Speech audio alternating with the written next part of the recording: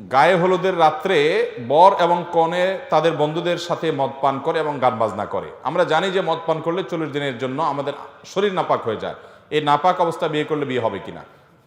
ভাইরা আমার, মদ পান করলে 40 দিনের জন্য শরীর নাপাক হয়, বিষয়টা সেরকম না। বরং বিষয় হলো, যদি কেউ মাদকাসক্ত হয় এবং মাতলামিতে লিপ্ত হয়, 40 দিন পর্যন্ত তার ইবাদত বন্দেগী, নামাজ রোজা কবুল হয় না। এবং মদকে আল্লাহ রাব্বুল আলামিন হারাম করেছেন, এটা জঘন্য হারামগুলোর একটা। এই হারাম কাজে লিপ্ত হলে তার জন্য শাস্তির ব্যবস্থা করে রেখেছেন আল্লাহ তাআলা। কেউ যদি শুকর খায়, তার জন্য শাস্তির ব্যবস্থা ইসলামে রাখা হয় না যে তাকে এতগুলো বেত্রাঘাত করতে হবে, এরকম কোন দণ্ড, বিশেষ কোন দণ্ড শরীয়ত হদ দেয় নেই।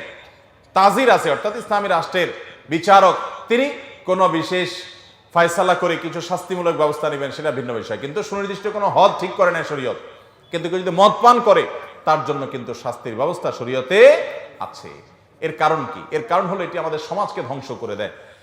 আজকাল আমাদের তরুণদের মধ্যে, ওই যে বললাম, ইমানি চেতনা, ধর্মীয় কাজকাম থেকে তাদেরকে দূরে রাখার যে একটা ষড়যন্ত্র, শিক্ষা থেকে তাদের ধর্ম বিদায়, বিনোদন থেকে তাদের ধর্ম বিদায়, ক্রীড়ার নামে ধর্ম থেকে বিযুক্তি, এইভাবে নানাভাবে ধর্ম থেকে দূরে সরাতে সরাতে এখন তরুণদের মধ্যে এমন একটা উদ্ভট মানসিকতা তৈরি হয়েছে যে বিয়ের আগে মদ পান করে মাতলামি করতে হবে। সারা জীবন যে গুনাহ করে না, সেও সে গুনায় লিপ্ত হয়।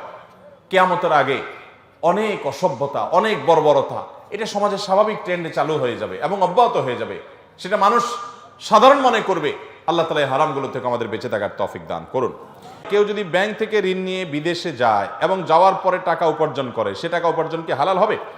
আর্থিক সংকটের কারণে আপনি যদি ব্যাংক থেকে ঋণ নেন এবং ঋণ নিয়ে সেই টাকায় আপনি বিদেশে যান, তাহলে সেক্ষেত্রে আপনি কাজটা হারাম কাজ করেছেন। সুদি ঋণ নিয়ে যদি যান, তাহলে হারাম কাজ করেছেন, এর জন্য আপনার গুনাহ হবে। এর মানে এই না যে পরবর্তীতে বিদেশে গিয়ে আপনি যে হালাল কামাইও করেন সেটা হারাম হয়ে যাবে, সেটা না।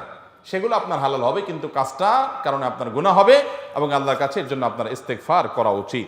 হজ ওমরা করার সামর্থ্য নেই, কিন্তু স্বপ্নে দেখেছি আমি হজের সকল কর্মকাণ্ড সম্পন্ন করেছি, অর্থাৎ যেভাবে হজ করতে হয় সব করেছি।